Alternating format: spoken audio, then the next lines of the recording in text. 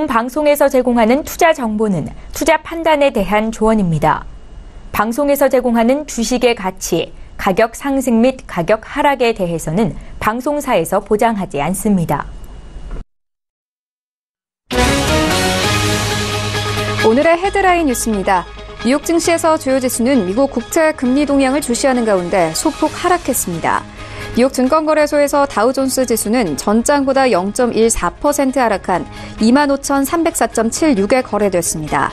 S&P 500 지수는 전장보다 0.39% 내린 2,756.43에, 나스닥 지수는 0.69% 하락한 7,445.28에 거래됐습니다. 도널드 트럼프 미국 대통령이 터키에서 실종된 사우디 언론인 사건 조사를 위해 마이크 폼페이오 국무장관을 사우디아라비아에 급파했습니다. 트럼프 대통령은 해당 언론인이 불안당에게 살해될 수 있다고 발언하며 사우디와의 충돌을 경계했습니다. 이는 사우디 암살설로 고조된 양국 긴장을 완화하기 위한 것으로 풀이됩니다. 이에 따라 양국 긴장 우려로 상승했던 국제유가도 상승폭을 재차 반납했습니다. 미국의 2018년 회계연도 재정적자가 지난해보다 17% 늘었습니다. 스티븐 무누신 미국 재무장관은 지난달 30일로 끝난 2018 회계연도의 재정적자가 7,790억 달러를 기록했다고 밝혔습니다. 재정적자는 2017년보다 17% 늘었는데 이는 6년 내 가장 큰 적자 확대 규모입니다. 미국 지난달 소매 판매가 시장 기대에 크게 못 미치는 증가세를 보였습니다. 지난 15일 미국 상무부는 지난 8월 소매 판매가 전월 대비 0.1% 늘었다고 발표했습니다. 미국 소매 판매는 7달 연속 증가했지만 지난 8월부터 증가폭이 크게 떨어졌습니다. 월스트리트 저널은 9월 소매 판매 부진이 허리케인 플로렌스의 영향일 수 있다고 진단했습니다. 음식 서비스 등이 가장 크게 줄었는데 레스토랑과 바 등이 전형적으로 나쁜 날씨의 영향을 많이 받는다고 덧붙였습니다.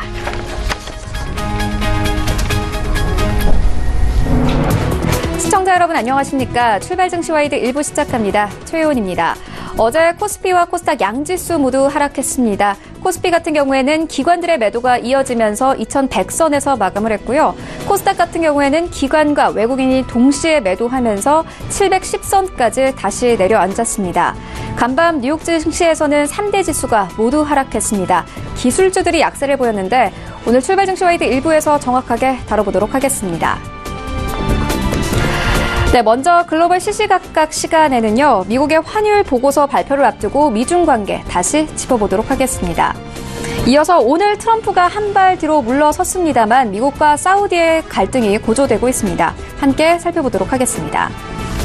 네, 이어지는 라이브 이슈 타임에서는요, 이어지는 글로벌 리스크 속에 우리 시장 방향 함께 살펴보고 이어서 이 상반기를 뜨겁게 달궜던 바이오주들, 새롭게 상장되는 바이오 종목들 다시 한번 살펴보도록 하겠습니다.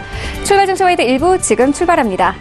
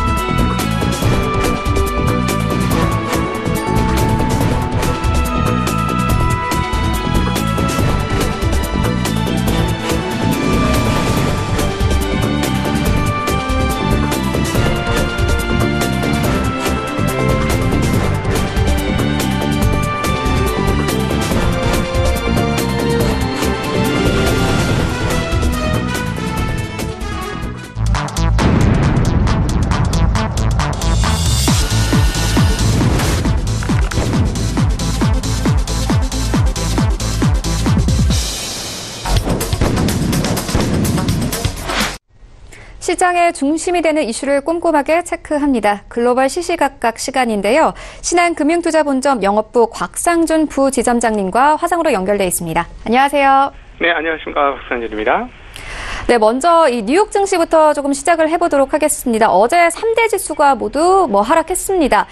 특히나 애플과 넷플릭스 같은 기술주들이 약세를 보였는데요. 또 전문가들은 앞으로 조정장이 계속될 것이다 이렇게 분석을 하고 있습니다. 간밤 뉴욕 증시 한번 짚어봐 주시죠. 네, 전일 전주말에 반등을 했다가 어제 하락을 하면서 상당 부분 또 한국 주식시장의 어려움에 빠졌습니다. 특별히 코스닥 시장의 하락폭은 상당히 컸기 때문에 지난 주말에 이어서 또다시 신용 매수분에 대한 담보 부족 같은 것들이 계속해서 뜨면서 굉장히 어려운 국면을 맞고 있는데요.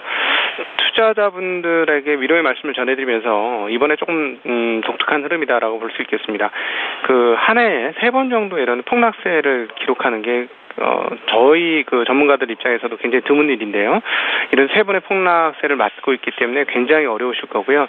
조금 힘내라는 말씀 드리고 싶습니다. 먼저 미국 기준으로 전체적인 시장 분위기를 간단하게 살펴보면 미국이 무너질 것이냐를 살펴보면 미국 하락할 가능성은 충분히 있죠. 그런데 미국이 소위 말하는 우리가 지금 두려워하는 일종의 패닉장이 올 것이냐 여부입니다. 그러니까 현재 아시아권은 이미 상당 부분 패닉을 경험하고 있는데 이것이 미국에서도 일어나서 우리의 패닉이 더 커질 것이냐 하는 것이 투자자 참가자들의 굉장히 큰 관심인데요.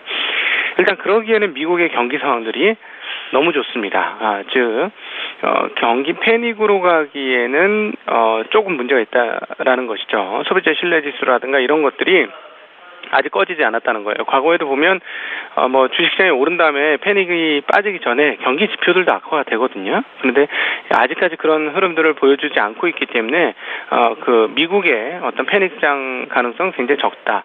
그럼 도대체 이 하락은 뭐냐라고 보시면 실물 경기 대비 금융시장의 상승 속도가 훨씬 더 빨랐습니다. 그렇기 때문에 지나치게 앞서갔던 것들이 숨고르기 하면서 현물과 실물 경제와 어떤 속도를 맞추는 그런 속도 맞추기 과정이다라고 보시면 큰 무리는 없어 보인다라고 말씀드리겠고요. 어제 미국 시장을 보시면서 깜짝 놀라실 분들이 많았고 오늘 또다시 패닉에 빠지실 분들이 많기 때문에 국내 시장에서 먼저 사전에 말씀을 드리면 이 방송을 보는 분들을 위해서 한 가지 팁을 드리면 어제보다 한국 시장이 나쁠 가능성은 좀 적다라는 말씀 드리고 싶습니다. 왜냐하면 이제 다시 한번 정리를 해드리겠습니다만은 지금 한국 주식 시장에 최근에 있어서 가장 큰 영향을 미치는 게 뭐냐라는 거예요. 중국 시장도 굉장히 영향력이 커서 상관계수가 0.9 그러니까 소위 말해 90% 정도 수준 되고 미국 시장도 연동성이 굉장히 높다 이렇게 보여지지만 실질적으로 가장 큰 영향을 미치는 것은 달러 가치입니다. 달러 가치가 어떻게 되느냐가 그동안에 가장 크게 영향을 미쳤고 이것과 더불어서 유로 가치가 또 어떻게 되느냐라는 것, 또 하나는 미국의 10년물 국채금리가 어떻게 되느냐라는 것인데 이 부분에 있어서 10년물 국채금리는 반등은 했습니다. 그러니까 금리가 떨어지다가 반등은 했는데 그 반등폭은 크진 않고요. 그러나 이제 최근에 보면 항상 이 정도쯤 되면 신흥국 증시가 나쁘지 않았다라는 게 달러 지수입니다. 달러 지수는 94대로 95를 깨고 밑으로 내려왔습니다. 그렇기 때문에 그런 측면에서 보면 그렇게 긴장하시지 않으셔도 된다라는 말씀 전해드리고 싶습니다. 너무 걱정하실 분들이 많기 때문에 일단 한국 시장과 연결된 미국 시장의 주요 이슈를 살펴보았고요. 어제 미국 시장 흐름 살펴보면 아시다시피 3대 지수가 모두 하락을 했고 사우디와의 갈등이 갈등 우려가 더해지면서 하락폭이 컸습니다. 이로 인해서 유가는 0.6% WTI 기준으로 상승 마감하는 모습 보여주었고요. 그다음에 제조업 지수 어떠냐 이런 것들이 되게 중요한데 앞서 말씀드렸던 대로 미국 경기 나쁘지 않다라는 게 지수와 지표들 나오는 것들이 이렇게 소위 말하는 패닉으로 가기에는 너무 나쁘지 않다라는 것이죠. 뉴욕주 제조업 지수는 21.1 발표되면서 예상 20보다 높게 나왔고요. 소매 판매는 조금 부진하게 측정이 되었습니다. 9월달 미국 소매 판매 추정은 전월 대비 0.1% 증가한 것으로 발표되어서 예상은 조금 더 많이 늘을 것으로 봤는데요. 0.6%보다 낮게 나왔고요. 어제 시장에서 몇몇 사람들이 이야기를 했습니다. 그 이야기 한번 들어볼 필요가 있는데요. 부정적인 코멘트가 하나 있었죠. 옐런 전 연준 의장이 이야기를 했습니다. 경기 과열을 우려하고 있으며 성장 속도를 늦춰야 한다라고 옐런 전 의장이 언급을 했습니다. 이 부분은 뭔가요? 이거는 금리로 환산을 해서 이야기를 해본다면 미국의 기준금리는 지속적으로 올라야만 한다라는 시그널을 전 연준 의장이 바로 직전 연준 의장이 시장에다가 얘기한 겁니다. 그러니까 지금 과도하게 성장 속도가 빠르기 때문에 이것을 눌러야 된다. 누르는 방법은 뭔가요? 금리를 올리는 방법이죠. 그러니까 미국의 12월 금리 인상 가능성을 상당히 유지시켜주는 발언을 했다라는 것이죠. 네, 이 부분이 하나 있겠고요. 또 하나 반대의 말을 한번 들어볼까요? 최근에 이제 계속 연일 공격을 하고 있는데 트럼프는 연준에 대해서 상당히 공격적인 언사를 계속해서 구사하고 있습니다. 뭐라고 했냐면 연준이 너무 공격적으로 되지 않기를 원한다. 그리 큰 실수를 하고 있다. 연준이 하고 있는 것은 우습다라는 비판을 했습니다. 단어 선택에 대해서 너무 민감하실 필요는 없습니다. 원래 트럼프는 단어는 상당히 격한 단어들을 많이 쓰기 때문에 그러나 어쨌든 행정부에서는 중앙은행을 계속해서 금리 인상 속도가 빠르다라고 압박하고 있다 하는 모습 확인할 수가 있겠고요. 앞서 언급을 하셨던 대로 기술주들 하락에는 중국 소매 판매, 소비 심리의 하락에 대한 우려가 좀 있었습니다. 골드만삭스가 중국이 소비 둔화가 우려된다라는 전망을 내놓으면서 애플이 역시 중국에서 가장 많이 팔죠. 2%대의 하락을 기록했고요. 반면에 좋았던 기업은 월트 디즈니입니다. 21세기 폭스사를 유럽에서 EU에서 713억 달러에 입찰할 것이다라는 소식에 따라서 상승하는 모습 보여주었습니다. 앞서 다시 언급을 했던 부분들 정리를 해보면 달러 지수는 95가 깨지면서 94.77입니다. 94대 들어오면 최근 흐름들 보면 아시아 증시, 특별히 한국 증시는 나쁘지 않았다라는 점. 만약에 장중에 이것이 더 밑으로 떨어진다. 그러니까 94.5 이하로 그것을 향해서 떨어진다. 이러면 편안하게 주식 투자해도 될 정도로 싱크로율이 요즘에 높았다라는 것 생각하시면 될 것 같고요. 미국 10년물은 소폭 반등했습니다. 3.156%입니다. 그리고 2년물도 마찬가지로 소폭 상승하면서 2.857인데요. 10년물 금리는 조금 이렇게 둔탁하게 안정되고 있는 모습 보여주는 것 같습니다. 3.26 찍었었거든요. 그때 이제 난리가 났었죠. 그러면서 이제 좀 빠진 건데, 모르겠습니다. 이제 12월 달 FOMC 회의가 가까우면 다시 움직일 수는 있어요. 그러나 어쨌든 한번 세게 움직이고 나서 일단 숨고르기 국면에 접어들었고, 그러나 아직 금리만 가지고는 안심할 상황은 아닙니다. 그러니까 이렇게 여기서 횡보하는 시간이 좀 길어진다던가, 추가로 조금 더 하락을 한다던가 해야 안심을 하지, 오히려 그래서 금리보다는 지금의 유효성은, 금리는 일단 제자리에서 정체를 하고 있기 때문에 훨씬 더 유효성은 달러 가치와 유로 가격에 결정이 된다라고 보시면 되겠고, 유로가 가장 비중이 높긴 합니다만은 다른 통화들도 좀 있죠. 약 한 7개국인가 6개국 그 통화가 달러 지수에 혼합이 되어 있기 때문에 그런 것을 감안해 보면 유로 가격이 오르는 것이 훨씬 더 주식시장, 특별히 위험자산, 한국의 위험자산 주식시장 상승에는 유효성이 훨씬 큽니다. 왜냐하면 어제 같은 경우 최근에 보면 위험자산 전체적으로 굉장히 분위기가 안 좋기 때문에 정말 오랜만에 계속해서 별로 안 좋았던 금값이 계속 오르고 있어요. 그리고 통화 중에서도 가장 안전자산이라고 여겨지는 엔화 가격이 오르고 있고요. 그러니까 그런 금 가격, 엔화 가격이 오른다는 건 정말 그 시장 분위기가 안 좋아졌다라는 얘기가 되는 것이고요. 위험자산에 대한 투자 심리를 회복시켜주는 것은 달러지수 약세도 있습니다만 유로화 가치가 올라가야 되는 것인데, 유로화 가치가 지금 1.15대인데요. 1.16을 넘어가는 순간 시장은 상승이다. 이렇게 생각하셔도 최근에 그 흐름을 봐서는 크게 무리한 전망은 아니다. 그래서 유로화 가치를 좀 잘 보시라. 반등은 했습니다만 반등폭이 아직까지 만족할 수준은 아니다라고 주식시장 입장에서 보면 그렇게 말씀드릴 수 있겠습니다. 네, 말씀대로 어제 3대 지수가 모두 하락했습니다. 외신들을 살펴보니까요. 미국의 재무부 환율 보고서가 발표 임박해서 막판에 장이 하락세로 돌아섰다, 이런 분석이 있거든요. 환율 보고서 관련해서 중국이 환율 조작국으로 지정 가능하다고 보십니까? 그게 이제 말은 쉽지만 쉽진 않을 거예요. 왜냐하면 실효성이 얼마나 높으냐 이건데요. 조건들도 완벽하게 맞지는 않아요. 근데 그럼에도 불구하고 과거보다는 되게 높아져 있기 때문에 지금 우려를 하고 있는 것이고요. 뚜껑을 따기 전까지는 시장의 압박 요인이다. 이렇게 보시면 되겠습니다. 이런 것들은 항상 때리기 전이 제일 무섭잖아요. 우리 요즘은 많이 안 맞지만은 저희 때는 학창 시절에 매 참 많이 맞았는데 맞기 전에 제일 무섭거든요. 그거하고 똑같습니다. 지금 왜냐하면 이게 위험성은 높아졌습니다만, 지정 가능성 높아졌습니다만은, 가능성이 좀 그렇게 크지 않은 게 실효성이 떨어진다는 측면인데요. 일단 그 내용을 보면 어떤 때 지정이 가능하냐, 대미무역 흑자 200억 달러 이상 초과했을 때, 그 다음에 경상 흑자가 국내 총생산 대비 3%를 초과했을 때, 연간 달러 순매수가 GDP 대비 2% 이상이거나 12개월간 중에서 8개월 이상을 달러 순매수를 했으면 이 세 가지 조건이 모두 충족이 된다면 환율 조작국이 되어질 수 있는데, 중국 같은 경우는 200억 달러 대미 흑자는 초과합니다만 딴 거는 좀 그렇거든요. 그러니까는 이런 측면에서는 지정하기는 어렵습니다만, 종합무역법이란 것도 있어요. 1988년도에 설정했던 이거를 기준으로는 가능하죠. 대규모 경상 흑자국, 또한 유의미한 대미 무역 수지 흑자국, 이것만 갖춰지면 환율 조작국이 되니까 이것 기준으로는 가능성이 있습니다.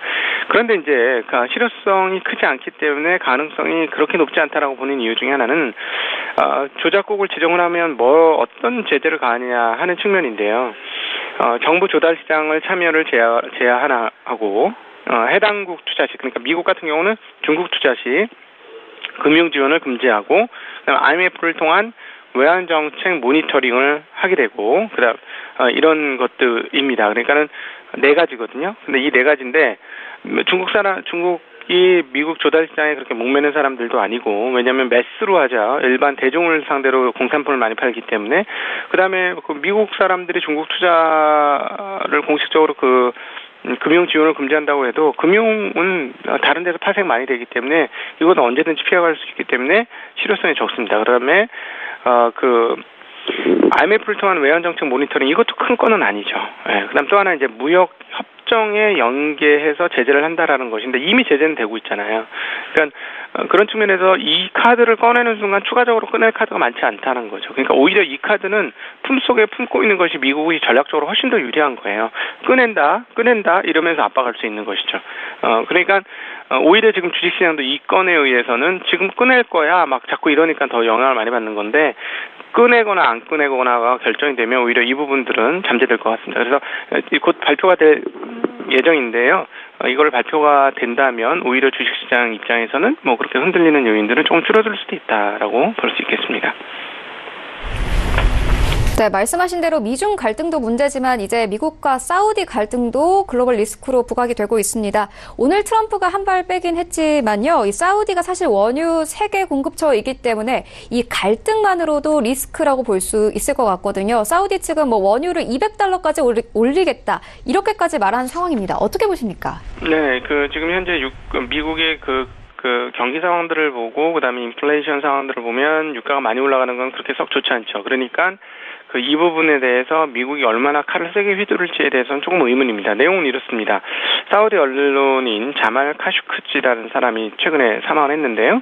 어떻게 사망을 했냐면 터키 여성과 결혼을 하기 위해서 터키에 있는 사우디 영사관에 들어갔다가 없어진 거예요. 그러고 나서 죽었다는 보도가 나오게 된 건데요. 근데 이게 왜 문제가 되느냐면 이 사람이 사우디 왕가와 사우디 정책에 대해서 상당히 비판적인 기사를 많이 쓰던 사람이고, 또 미국 언론에 많이 기고를 하던 사람입니다. 그렇기 때문에 미국에서 발끈하고 일어나게 된 그런 자초지정이 좀 있는 것이고요. 근데 문제는 뭐냐 하면은 말씀하신 대로 이것을 크게 하면 이미 오늘 WTI 0.6% 올랐습니다만은 유가가 추가로 오르게 될 때 그것을 미국이 원하지 않을 것이고요. 또 하나 트럼프가 한마디 했죠. 이렇게 이제 사람 목숨보다 자꾸 돈이 중요하다는 것을 표면적으로 보여주는 것은 별로 좋지는 않은데 하여튼 그렇습니다.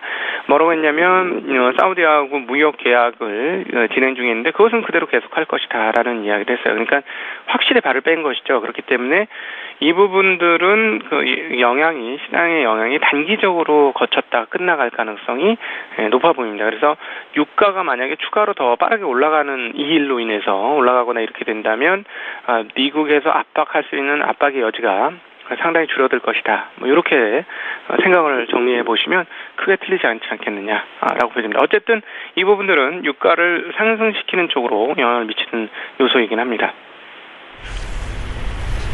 네, 알겠습니다. 지금까지 사우디아라비아와의 갈등까지 함께 살펴봤습니다. 지금까지 신한금융투자본점 영업부 곽상준 부지점장님과 함께했습니다. 고맙습니다. 네, 감사합니다.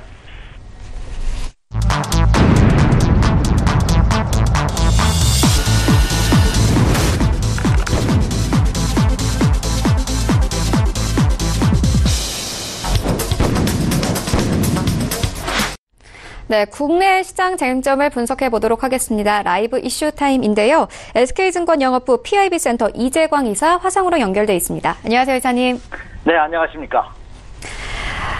네, 오늘장 약 40분 정도 앞두고 있습니다. 오늘장 분위기 어떻게 흘러가게 될까요? 네. 이제 조석으로 아침에 출근하다 보니까 좀 쌀쌀해진 것 같아요. 그래서 이거 베스트를 입어야 되는 것이 아니냐 하는 생각이 들 정도인데요. 지난 여름에 엄청나게 무더웠죠. 무더운 여름이 지나고 나서 이제 올 겨울도 굉장히 추위가 맹위를 떨치지 않을까 이렇게 예상이 되는데요. 그러니까 우리나라도 이제 사절기, 사계절의 변화가 가장 뚜렷한 대표적인 지구촌의 한 나라가에서 이제는 벗어나면서 이제 여름과 겨울이 길어지고 봄과 가을은 줄어들 가능성이 크지 않을까. 뭐 제가 하는 얘기가 아니라 기상청에 관계되는 기후학자들이 하는 얘기이기 때문에 틀림없을 겁니다. 자, 주식시장도 왜 제가 이런 말씀드리냐면 지난 미국 시장이 지난 2, 4분기까지 3, 4분기 초반까지만 하더라도 사상 최고치를 갱신하면서 급등하는 그런 모습을 보였죠. 그런데 국내 시장은 이렇다 상승하지 못했습니다. 그런데 우려했던 상황이 지금 현실화되고 있어요. 자, 미국 시장이 최근 2주 만에 거의 1700포인트 이상 급락하는 수직 하락의 모습을 보이면서 추세가 이탈되는 그런 모습을 보였습니다. 그러자 국내 시장은 미리 이제 다시 한번 땅굴을 파고 지하실로 들어가는 그런 아주 추가 하락의 가능성이 짙게 내포되고 있는 그런 모습을 보여주고 있지 않나 생각이 됩니다. 자, 주식 투자를 하시면서 여러분 쉬웠던 적이 없었을 것 같습니다. 저도 주식시장에 30년 있으면서 쉬웠던 적이 한 번도 없었던 것 같아요. 매번 어려웠던 것 같습니다. 그렇기 때문에 투자자분들께서는 자기의 정확한 중심을 잡지 못한다면 이 험난한 세상에서 살아남기 어렵지 않을까 이렇게 생각이 됩니다. 그래서 저는 최근 국내 시장의 모습을 보면서 이런 말씀을 여러분에게 드리고 싶습니다. 가랑비에 옷 젖는 줄 모른다 하는 우리나라 속담이 있죠. 그러니까 비가 왕창 오면은 밖에 나가지 않는다든가 처마 밑에 있는다든가 우산을 쓴다든가 하는 우비를 입는다든가 하는 대책을 세우는데 아주 작은 비, 가랑비라는 것은 작은 비죠. 이 가랑비가 오니까 이 정도는 맞아도 되겠지 하고서 맞다 보면은 그 가랑비에 옷이 흠뻑 젖는 자기가 젖는지도 모르게 그래서 낭패를 보는 그런 뜻이죠. 따라서 지금 국내 주식시장이 침체 국면의 모습을 보이면서 수익을 내기 어려운 조항이다 보니까 어떻게 단기 매매해야지 하는 이런 사소한 작은 생각이 오히려 큰 화를 부를 수도 있는 그런 모습을 보여주고 있다 이렇게 말씀을 드립니다. 한마디 더 드리자면 자, 우리나라 속담에도 보면 이런 말이 있습니다. 군자는 대로행이라. 그러니까 군자는 큰 뜻을 가진 사람들은 뒷골목으로 어떤 그 정도를 걷지 않고 다른 어떤 사수를 쓰지 않는다. 이런 뜻이겠죠. 주식사도 마찬가지가 아닌가 생각이 됩니다. 개인 투자분들께서는 철저하게 자기 능력에 맞는 그리고 원칙에 의한 그런 매매만이 살아남을 수 있다는 점 다시 한번 강조드립니다. 그리고 중요한 거 주식 투자 모두가 수익을 내기 위해서 시장에 진입을 합니다. 그런데 가장 중요한 것은 손실을 보지 않는 자신만의 노하우를 정립하지 못한다면 이 살벌한 시장에서 살아날 수 없다는 점을 이 시장에서도 우리한테 보여주고 있는 것이 아닌가 이렇게 말씀을 드립니다. 네, 이사님께서 추가 하락에 대해서 이야기를 해주셨는데요. 그렇다면 이런 장에서는 어떤 종목에 좀 집중을 해보면 좋을까요? 네. 자, 지금 질문해 주신 바와 같이 상당히 어렵습니다. 일부 종목들 중에서는 선별적인 상승하는 종목이 틀림없이 있습니다. 많은 전문가들이 이 장을 어떤 혼돈의 시장이다. 그러니까 좀 더 유식하게 표현하면 카오스 시장이다 하는 표현을 서슴지 않고 합니다.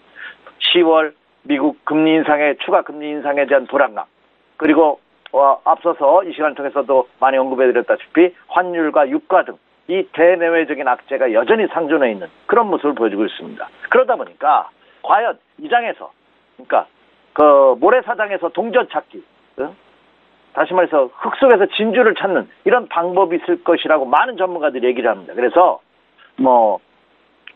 업종이나 테마보다는 종목별로 접근을 해라. 그리고 최근 들어서는 낙폭 과대주가 주도주가 될 것이다. 그리고 또 하나는 연말 배당 시즌이 오기 때문에 배당주들이 주도주가 될 것이다.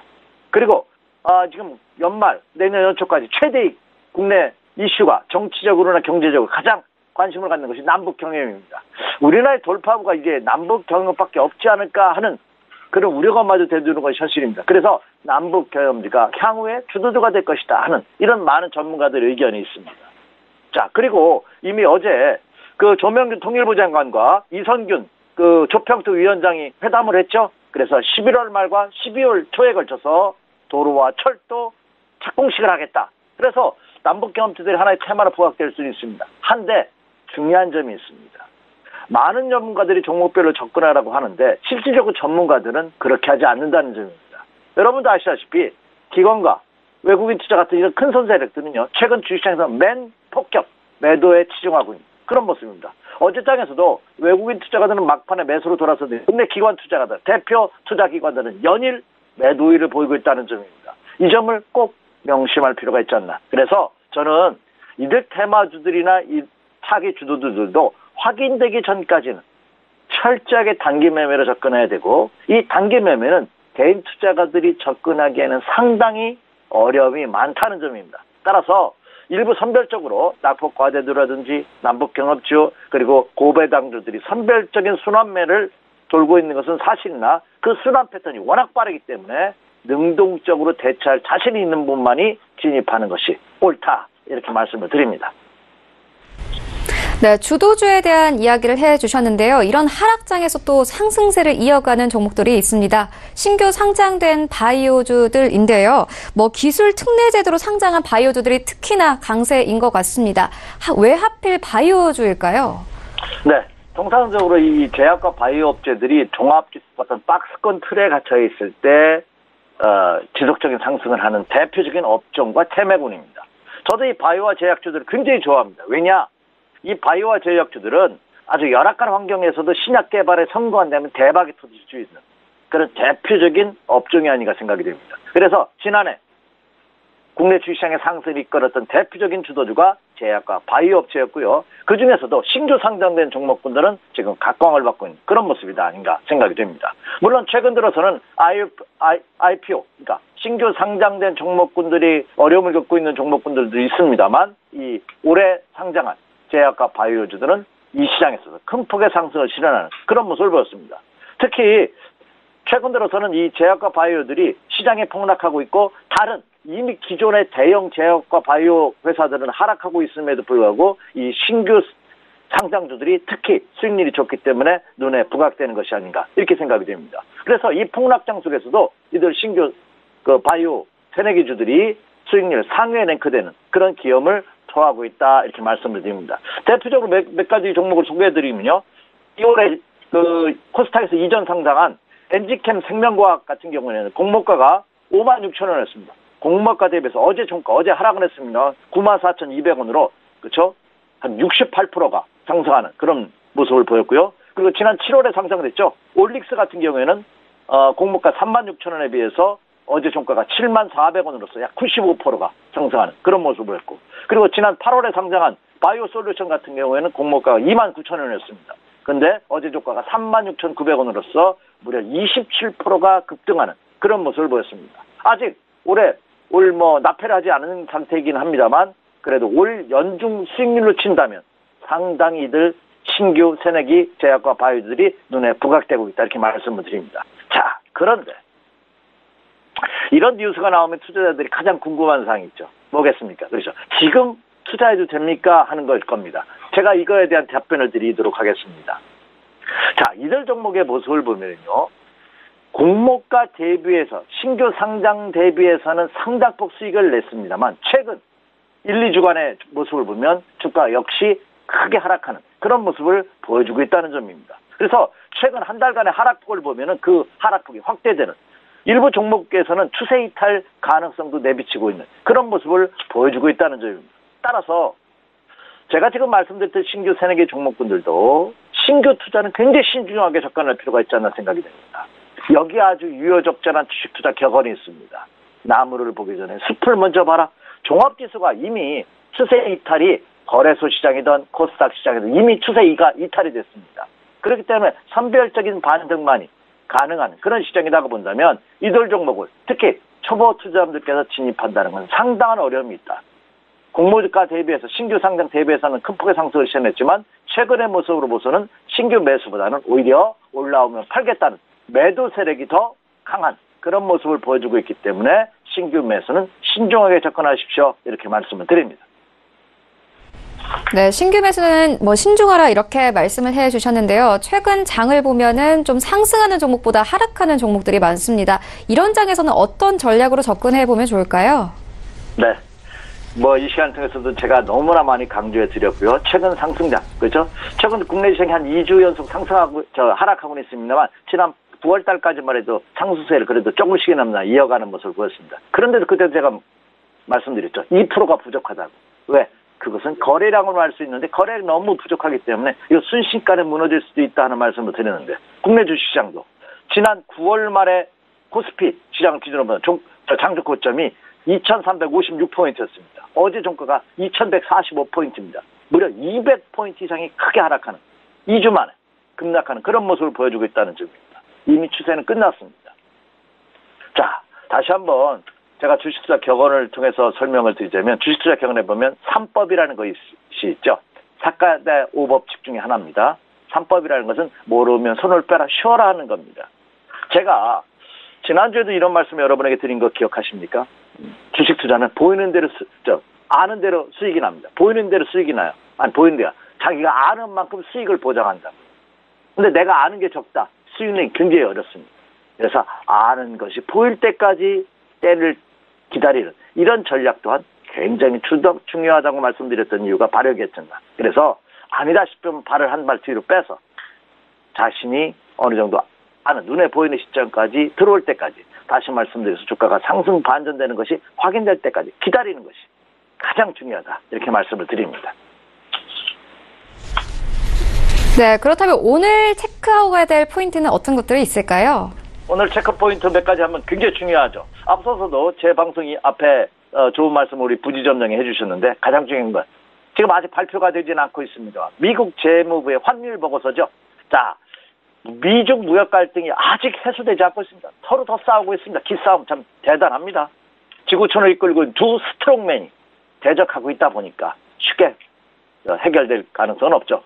근데 거기에 과연 진정적인 극약 처방을, 약을 제대로 써주느냐, 아니면 다시 한번 불길에, 그러니까 휘발유를 한번 껴주느냐는 것이 오늘 재무부에서 발표한 환율 조작국 발표가 그 도화선이 될 가능성이 굉장히 크지 않을까 생각이 됩니다. 그래서 오늘 재무부가 발표되는, 잠시 발표될 것 같습니다. 미국 재무부의 환율 보고서, 과연 중국이 환율 조작국으로 등재하는지 한번 체크해 주시기 바랍니다. 물론 저는 조작국으로 등재될 가능성이 적다고 봅니다. 왜냐? 이 환율 조작국으로 등재하기 위해서는 조건이 굉장히 까다로워요. 이 환율 조작권의 지정 요건을 보면은요, 대미 무역 흑자가 200억 달러를 초과해야 됩니다. 그리고 특정 국가의 경상 주시가 흑자 규모가 GDP 대비 3%를 초과해야 돼요. 그리고 외화자산 순매수액이 GDP 대비 2%를 초과해야 됩니다. 그렇기 때문에 원칙적으로 본다면 중국의 환율 조작국 지정 가능성 상당히 낮습니다. 그런데 이게 참, 이 스트롱맨 국가들은 참 무서운 게 이거든요.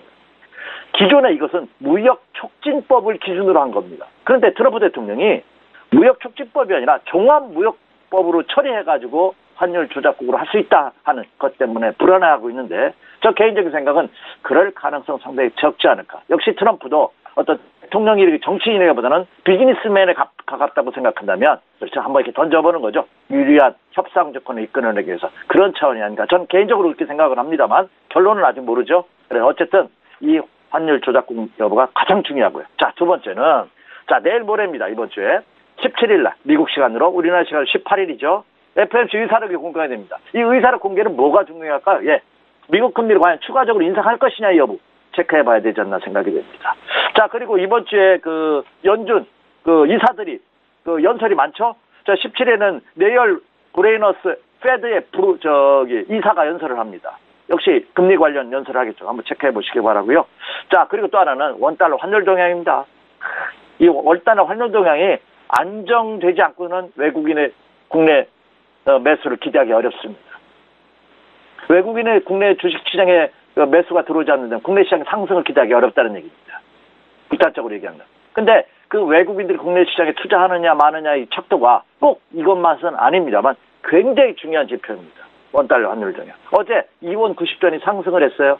1134원입니다. 1120원대도 어려운데 1130원대까지 올라가 있는 상태. 그들의 주식 투자 유입을 기대하기 어렵습니다. 최근 같은 악화된 상황에서도 지난 9월까지는 우리나라에 외국인 투자가들 오히려 자금을 더 유입했습니다. 채권 시장을 중심으로. 근데 그 채권 시장에서 외국인 자금이 지금 빠져나가고 있다는 점 여러분 꼭 명심해야 되지 않나 생각이 듭니다. 자, 그리고 그 다음에 체크 포인트는 실적입니다. 자, 주식 투자는요. 단기적으로는 투자 심리, 매매 심리에서 움직이지만 장기적으로는 경기와 실적에 의해서 움직인다 정설입니다. 그래서 기업이 실적이 좋다는 것은 그만큼 주가가 상승할 가능성이 높다는 거죠. 그런데 중요한 것은 자, 지금 발표되는 실적이 3분기 실적입니다. 끝난 거예요. 과거예요. 근데 주식은 미래의 가치를 반영하기 때문에 3분기 실적이 중요한 것이나 4분기 실적이 중요하다는 겁니다. 지난 12일 날 JP 모건 체이스가 실적을 발표했어요. 긍정적으로 발표했죠. 주가는 하락했습니다. 그리고 오늘 새벽에 끝난 뉴욕 증시에서 BOA, 미국의 대표적인 은행이죠. 뱅크 오브 아메리카가 실적을 발표했어요. 매출 증가가 35% 정도 신장됐다는 발표를 했습니다. 근데 주가는 하락했습니다. 이것은 뭐를 의미하는 거냐면 이미 실적이 아무리 좋게 발표된다 하더라도 그것이 주가에 긍정적이지 않다는 얘기입니다. 실적이 나쁘게 발표됐다? 그럼 더 안 좋겠죠. 그래서 실적 발표되는 사항은 우리는 체크해야겠지만 그러나 그것이 주식 투자로 하는 그런 방법은 아니다는 겁니다. 지금은. 그래서 이 실적이 오늘 새벽에 BOA 실적이 발표됐고요. 내일에는 넷플릭스, 골드만삭스, 존슨앤존슨, IBM, 그리고 그 다음날 알코아, 아메리칸 익스프레스, P&G 이런 국내 미국의 대표 기업들이 실적이 발표됩니다. 그런데 이 실적이 좋아졌다 나빠졌다를 판단하기보다는 그렇죠. 좋아진 건 의미가 없습니다. 왜? 그것이 증시에 호재로 작용하지 않기 때문에 나빠질 경우에는 오히려 더 하락할 가능성도 있기 때문에 그 점을 체크해 주십시오. 이렇게 말씀을 드리고 그리고 또 중요한 게 있습니다. 자, 이번 주말이죠. 17일과 18일 날 주중반 이후로 넘어가면 유로존에서 큰 이슈가 있습니다. 유로존 정상회의를 합니다. 이 정상회의에서 뭐가 이슈입니까? 영국이죠. 브렉시트. 과연 어떻게 할 것이냐? 협의를 과연 할 수 있느냐 없느냐? 이게 체크 포인트입니다. 그리고 19일 날은 중국 3분기 GDP가 발표가 됩니다. 사실 중국 GDP는 제가 크게 중요하게 생각하지는 않았어요. 그런데 지금 미국과 중국의 무역 갈등이 첨예하게 대립되고 있기 때문에 그 과정에서도 시진핑 주석이 과연 버틸 수 있는 힘이 미국 경기입니다. 근데 이번 3분기 중국의 GDP가 안 좋게 나타난다면 예상치 컨센서스가 나쁘게 난다면 이것은 걷잡을 수 없는 중국 경기 불황 그리고 세계 경기 침체로 이어질 가능성도 염두에 둬야 되기 때문에 19일에 발표된 중국의 GDP 실적 발표 한번 체크해 주십시오. 이렇게 말씀을 드립니다. 네, 신중한 태도를 거듭 강조를 해주셨는데 또 이렇게 체크 포인트까지 함께 짚어주셨습니다. 시청자분께 큰 도움이 됐을 것 같습니다. 지금까지 SK증권 영업부 PIB센터 이재광 이사와 함께 경제 이슈와 투자 조언까지 알아봤습니다. 고맙습니다. 네, 또 아닐 때는 좀 쉬어가는 그런 지혜가 필요하다 이렇게 말씀드립니다. 자, 감사합니다. 네, 잠시 방금 들어온 속보인데요. 국방부가 오늘 JSA 비무장화 남북 유엔사 3자 협의체를 개최한다는 속보가 들어왔습니다. 관련된 소식 들어올 때마다 전해드리도록 하겠습니다. 저희는 잠시 후 2부로 다시 찾아뵙도록 하겠습니다. 고맙습니다.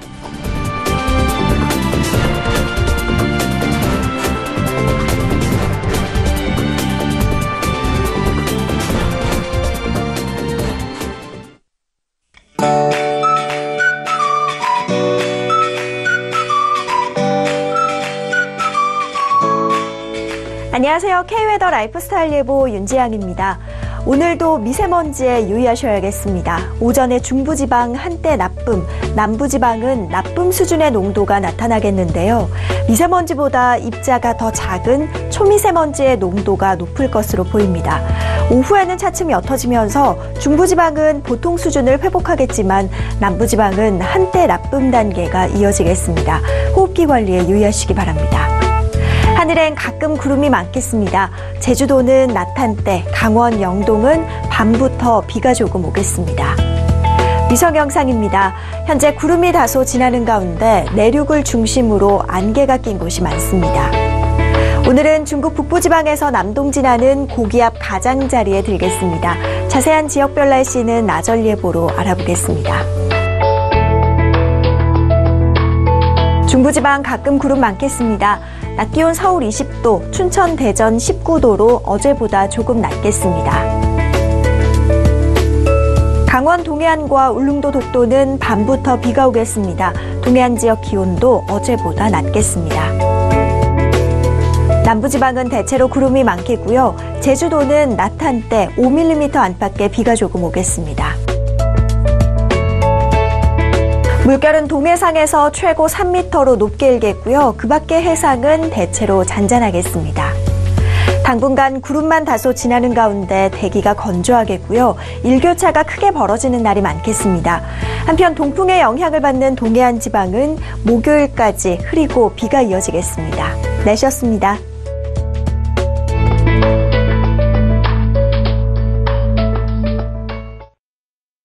본 방송에서 제공하는 투자 정보는 투자 판단에 대한 조언입니다. 방송에서 제공하는 주식의 가치, 가격 상승 및 가격 하락에 대해서는 방송사에서 보장하지 않습니다.